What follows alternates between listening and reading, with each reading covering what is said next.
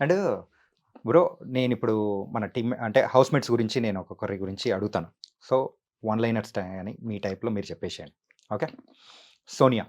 మేము చాలా రోజుల క్రితం ఫస్ట్ నా చిన్నప్పుడు ఇప్పుడు 6వ క్లాస్‌లో మా నాన్న వాళ్ళు టీవీ తీసుకొచ్చారు. హ్మ్. ఏదో కంపెనీ పేరు కూడా గుర్తురాట్లేదు. అప్పట్లో ఈ వీపీఎల్, శాంసంగ్ ఇలాంటివన్నీ ఉండేవి. దాంట్లో సోనీ చాలా ఫేమస్. అప్పుడు ఫస్ట్ వాడాను. ఇది సోనియా, ఇది సోనియా. సోనియా. కానీ ఆవిడ ఆ! మమ్మల్ని నిద్రపోనివ్వకుండా హ్మ్. నిన్ను సోనియా ఓహో! ఓకే. అని రాత్రంతా గుసగుసలు, హ్మ్. లేకపోతే గట్టిగా అరవడాలు ఇవన్నీ కూడా అదొక రకమైన ఎంటర్టైన్మెంట్. హ్మ్. అది కూడా entertainment. So Sonia. Yeah Nikhil. Bigg Boss హౌస్కి వచ్చినప్పుడు హ్మ్. నీకు ఇల్లు ఉంది కదా, మళ్ళీ ఇక్కడికి ఎందుకు వచ్చినావు? బా! నీకిల్లుంది కదయ్యా! ఎందుకిక్కడికొచ్చావు నిఖిల్? నబిల్. హోటల్కి వెళ్ళి హ్మ్. నేను ఆయన వెళ్ళి కూర్చొని తిన్న తర్వాత హ్మ్. నా బిల్ ఆయన కడతాడు. నబిల్ నీ బిల్ బిల్ నా బిల్ కట్టేస్తాడనమాట. నా బిల్ నువ్వే కట్టు. ఆదిత్య. ఓం. మా కట్టప్ప. పొడిచాడు కదప్ప. ఆయన తర్వాత చాలాసార్లు కట్టప్పనే పిలిచేవాడిని. హ్మ్. సో ఒకవేళ నబీలు, నేను, ఆదిత్య కూడా వెళ్తే హ్మ్. ఒకవేళ నబీల్ కట్టకపోతే కట్టప్ప అంట. కట్టప్ప. నువ్వు కట్టప్ప, ఆయన కట్టకపోతే. బిల్లుకి, కట్టప్పకి ఎంత బాగా లింక్ చేశారు బ్రో. అభయ్. సో ఒక్కొక్క కంటెస్టెంట్ని పిలుస్తున్నప్పుడు హ్మ్. స్టేజ్ మీదకి ఫస్ట్ వచ్చారు ఎవరు? ఓకే నిఖిల్. సెకండ్ వచ్చారు ఎవరు? ఓకే సోనియా. అలా చెప్పుకుంటూ చెప్పు. అబ్బాయ్ అబ్బాయి. అబ్బాయ్ వచ్చాడు. అబ్బాయా ఓహ్! అంటే ఇప్పుడు వచ్చాడు. ఇప్పుడొచ్చాడు. ఉమ్. ఆయా. అబ్బాయా అబ్బాయ్. హ్మ్. యాక్చువల్గా మేము సరదాగా అనుకునేటప్పుడు ఆయన ఎప్పుడు కిచెన్ దగ్గర కూర్చొని అందరికీ చాయ్ చేస్తూ ఉండేవాడు. అంటే మొత్తానికి అబ్బాయి అయితే ఒక చాయ్ మాస్టర్ అనమాట. ఆ, బిగ్ బాస్ హౌస్‌లో అవును. ప్రెజెంట్ సీజన్ సో 8కి. మేము అదే అనేవాళ్ళం. ఆ! నువ్వు బయటకు వెళ్ళిన తర్వాత ఒక చాయ్ ఫ్రాంచైజీ స్టార్ట్ చేసేసి హ్మ్. దానికి అబచా అని పేరు పెట్టు. అంటే అబ్బాయి చాయ్ అనమాట. ఓకే. దానికి ఆల్రెడీ మన పాడు అబచా అబచా అని చెప్పి కూడా వేసేద్దాం, ప్రమోషన్ అయిపోద్ది అని చెప్పి అలా మాట్లాడుకునేవాళ్ళం. నైనిక. 9కా 10కా 11కా తెలియదు కానీ హ్మ్. బిగ్ బాస్ అయితే ఒక్కొక్కసారి హ్మ్. 8 గంటల స్లీప్ ఇస్తాడు. రాత్రి 12, 2 అలా పడుకుంటాం. మోస్ట్లీ 9కే లేపుతాడు. 9కే లేపుతాడు. ఎటు తిరిగినా గానీ 9కే లేపుతారనమాట. ఓకే. అండ్ ఇంకెవరున్నారు? పృథ్వీ. ఐడియా వచ్చేసింది, దాని వెనకాల స్టోరీ ఫ్రేమ్ చేయాల్సి వస్తుంది చాలాసార్లు. హ్మ్. స్టోరీ ఫ్రేమ్ చేయకపోతే ఆ జోక్ కరెక్ట్గా సింక్ అవ్వదు అనమాట. ఆ! సో చాలాసార్లు ఐడియా వచ్చిన తర్వాత స్టోరీ ఎత్తుకుంటా, ఏం చేయాలి దీనికి, ఏ స్టోరీ ఫ్రేమ్ చేయాలని చెప్పి. ఇప్పుడు పృథ్వీ దానికోసం అట్లే ఎత్తుకుంటున్నారా? సో మిరాకిల్ స్టోరీ వినే ఉంటావు కదా, ఆ! మీరా మీరా. అలా రాశి కన్నా స్టోరీ మిస్ అయ్యి ఉంటారు, చాలా మంది చూసుంటారు. ఆ! చూసారా? లేదు చూడలే. మేమందరం కూర్చొని ఏదో డిస్కషన్లో ఏదో ఇలా వచ్చింది. హ్మ్. ఒక పెద్ద బిగ్ బాస్ లాంటి హౌస్, హ్మ్. పెద్ద జమీందారు అన్నయ్య, మన శ్రీహరి త్రిషాలాగా హ్మ్. కింగ్ సినిమాలో. సో చెల్లెల పేరు లత. ఆవిడ 18 ఏళ్ళు రాగానే ఆవిడకి ఆస్తి ఏదో ఇద్దాం అనుకుంటాడు అన్నయ్య. ఇది తెలుసుకున్న వాళ్ళు కొంతమంది దొంగలు ఆమెను ఎత్తుపోయి అలాంటి గెటప్లో ఉన్న ఇంకో అమ్మాయిని తీసుకొచ్చి అక్కడ పెడతారు. హ్మ్. సో ఆ అమ్మాయి రాసుకున్న తర్వాత ఈ పేపర్లు వాళ్ళకి ఇచ్చాడు. అది సో కరెక్ట్గా టైం వస్తుంది, టేబుల్ మీద అన్నయ్య ఇట్లా పంపకాలు సంతకం పెట్టబోతుంటాడు కరెక్ట్గా. హ్మ్. నకిలీ అమ్మాయి లత ఎవరైతే ఉందో ఆ! ఆ అమ్మాయి ఉంటుంది. ఇది జరగబోయే టైంలో కరెక్ట్గా డోర్ తీసుకొని ఒరిజినల్ లత ఎవరైతే ఉందో బయటకు వచ్చేస్తుంది తప్పించుకొని. అన్నయ్య ఆపు ఆపు ఆపు గట్టిగా అనేసరికి ఒకసారి చూసి షాక్ అయిపోతాడు. అరే ఏంటిది, ఇద్దరు ఒకటే రకంగా ఉన్నారా హ్మ్.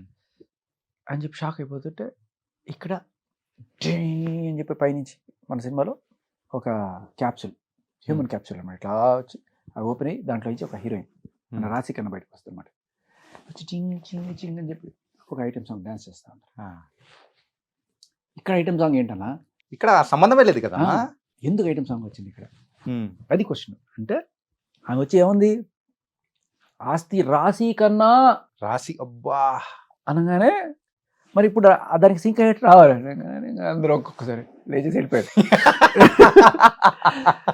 సో బేసికలీ ఐడియా ఏంటి, రాశి కన్నా అనేది విన్నప్పుడు రాశి కన్నా అనేది ఒక చిన్న పదం మాత్రమే. Yeah. మామూలుగా కూడా చెప్పొచ్చు, దానికి ఇంత స్టోరీ ప్రిపేర్ చేసి కూడా చెప్పొచ్చు. ఉమ్, అలా ఏదైనా ఐడియా వచ్చినప్పుడు ఐడియా అప్పుడే వచ్చేస్తుంది నాకు. ఉమ్, కానీ దీని వెనకాల స్టోరీ ఫ్రేమ్ చేయాలి, ఇది బాగుందా ఇది బాగుందా అనేది అప్పుడు పర్మిటేషన్స్ కాంబినేషన్స్ ఎత్తుకుంటా ఉంటుంది బ్రెయిన్. yeah.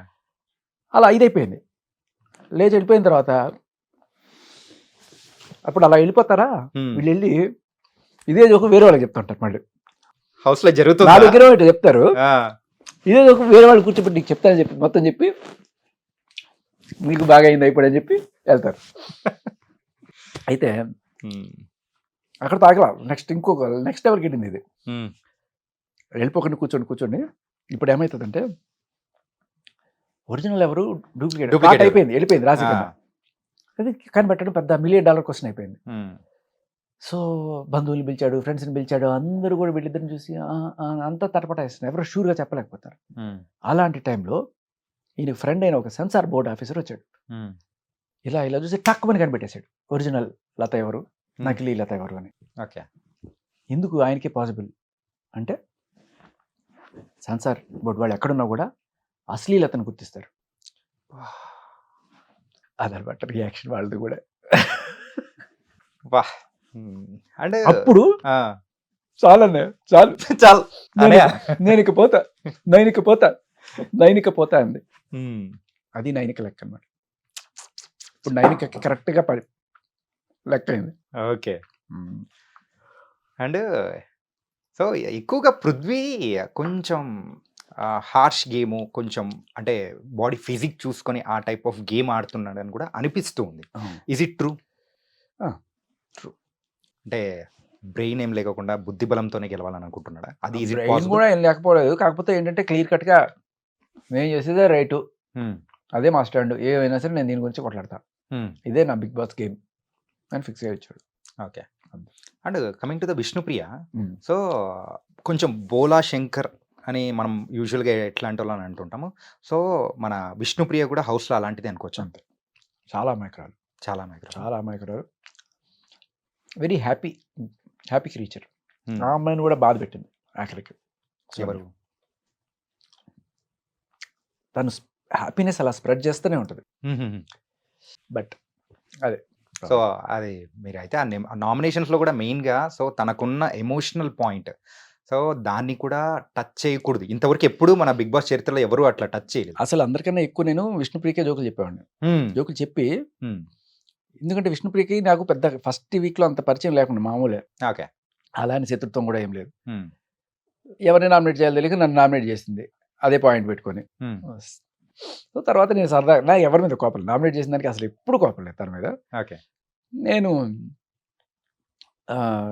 జోకులు చెప్పేవాడు అనమాట. తను మామూలుగా ఎదురుగా వాష్రూమ్ ఏరియాకి వెళ్తుంది, అప్పుడే తెల్లారింది. బా సన్ ఇలా ఉన్నాడేంటి అంటే 9K ఇలా ఉన్నాడు, బా తలనొప్పి వచ్చేస్తుంది అంటే, యా ఇక 10 అయితే నీకు ఇంకా ఎక్కువ అవుతుందండి, ఎందుకంటే టెన్షన్ వస్తుంది. ఇలా నాన్ స్టాప్గా తనకి చెప్తున్నా. అంటే ఇప్పుడు మీరు అడిగితే చెప్పడం వేరు, అట్లా మాటలు టకటక వచ్చేస్తున్నప్పుడు తనకి కనీసం ఒక 50-60 చెప్పిన ప్రతిసారి ఇంకోసారి నామినేట్ చేస్తున్నాను అంటే చేయను అనేది అనమాట. Okay. So that was cute. And మీ దృష్టిలో అయితే ఇప్పుడున్న వాళ్ళల్లో సో బిగ్ బాస్ గెలిచే అవకాశాలు ఎవరికి ఉన్నాయనుకోవచ్చు? జనాలు గెలిపించాలనుకుంటే విష్ణుప్రియ అమాయకురాలు, మంచి పిల్ల, హ్యాపీనెస్, ఆ కేటగిరీలో విష్ణుప్రియని చూడొచ్చు. బట్ టాస్క్లు కూడా బాగా చేసి మనసులు గెలుచుకోగలిగింది సీత. ఓకే. కిరాక్స్. నిఖిల్ కూడా ఈజ్ ఈక్వల్లీ టాలెంటెడ్, టాస్క్లు బాగా పెర్ఫామ్ చేయగలడు, అండ్ జడ్జిమెంట్ కూడా బాగానే ఉంటుంది. కానీ ఎక్కడో సోనియా వల్ల బోల్తా పడే అవకాశం ఉంది. అది మెయిన్గా నిఖిల్ గురించి మాట్లాడుకోవాలి. ఫస్ట్ వీక్ రాజులా కనిపించిన వాడు సెకండ్ వీక్ ఏమైపోయాడు? రకరకాలుగా తిట్లు ఇవన్నీ వచ్చేటప్పటికి బ్యాడ్ అయిపోతానేమో, బయట అందరితో మంచిగా ఉంటేనే నాకు మంచి ఇది వస్తుంది అనేది తన స్టాండ్ మార్చుకున్నాడు. తనతో పాటు తన గేమ్ కూడా పర్లేదు, కానీ డల్ అయినట్టు అనిపించింది. కంప్లీట్గా తన గేమ్ కూడా మారిపోయింది. మేము ఫస్ట్ వీక్ చూసిన నిఖిల్ ఏడి ఎక్కడ అని చెప్పేసి అని అనుకున్నారు. మీకు కూడా హౌస్లో ఉన్న వాళ్ళకి అనిపించే ఉంటుంది అంత డౌన్ అయిపోవడం కానీ, ఎమోషనల్ కానీ, ఏడుపులు కానీ అవును. ఇవన్నీ. Coming out of the Bigg Boss ఆ గేట్ నుంచి బయటికి వచ్చినప్పుడు సో ఎంతో మంది అభిమానులు ఆ కోలాహలము అన్ని చూసినప్పుడు మీకు అనిపించింది ఏంటి? బిగ్ బాస్ గేట్ నుంచి బయటకు వచ్చినప్పుడు అమ్మాయిలు ఏం బయట ఉండరు, తీసుకెళ్ళి మనం ఎక్కడో వచ్చాడు సీక్రెట్ రూమ్ లో పెట్టి తర్వాత ఎప్పుడో బయటకు తీసుకొస్తారు. అదే ఇప్పుడు అంటే ఎలిమినేషన్ అని తెలిసిన తర్వాత మీరు అప్పుడు కార్లోంచి బయటకు కానీ వచ్చారు. కానీ మీరు అన్నట్టుగా అదే కోలాహలము జరిగింది. ఓకే. నేను బయటకు వచ్చాను, మరి మిగతా వాళ్ళకి ఎప్పుడు అలా జరుగుండదు నాకు తెలుసు. బిగ్ బాస్ ఇన్ని సీజన్స్ లో కూడా ఎందుకంటే అందరికీ తెలుసు వాళ్ళు ఎందుకు నామినేట్ చేస్తున్నారు. ఓకే, చాలా హ్యాపీయెస్ట్ నామినేషన్ వాళ్ళందరికీ కూడా. ఎందుకంటే ప్రతిసారి నామినేషన్ వేసినప్పుడు అవతల వాడు బాధపడతాడని ఒక చిన్న ఇది ఉంటుంది. ఇక్కడ కోరి వేయించుకుంటున్నాడు శేఖర్ భాష కాబట్టి. అండ్ ఇంకొకటి ఏంటంటే ఇతనికి వేసి అతని చేతకి నేను సెటిల్ అవ్వడం లేదు అనే ఒక తృప్తి. ఏదేమైనా అందరికీ ఆ ఇది ఉండింది. అన్నిటికంటే రిలీజ్ అయింది ఆఖరికి ఆదిత్య నన్ను ఇన్ని బ్యాక్ స్టాబుల్ చేసి తర్వాత కూడా నేను తన నామినేషన్ చేశాను, సూటుపోటు మాటలు ఇవన్నీ కూడా అని ఇవన్నీ అయిన తర్వాత కూడా ఆఖరికి నేనే ఆయనకి దండేసి నువ్వు ఇక్కడే నువ్వు ఉండాలనుకున్నావు అని చెప్పినప్పుడు ఆయనకి వీడినా నేను ఇన్నిసార్లు పొడిచాను అని ఒక రియలైజేషన్ వచ్చి అప్పుడు ఆయన భుజాల మీద ఎత్తుకున్నాను నన్ను.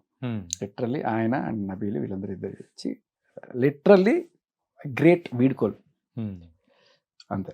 అది వెనక డోర్ నుంచి కాకుండా బిగ్ బాస్ మెయిన్ ఎంట్రన్స్ నుంచి నేను బయటకు వచ్చాను. కోలాహలంగా వచ్చారు. అది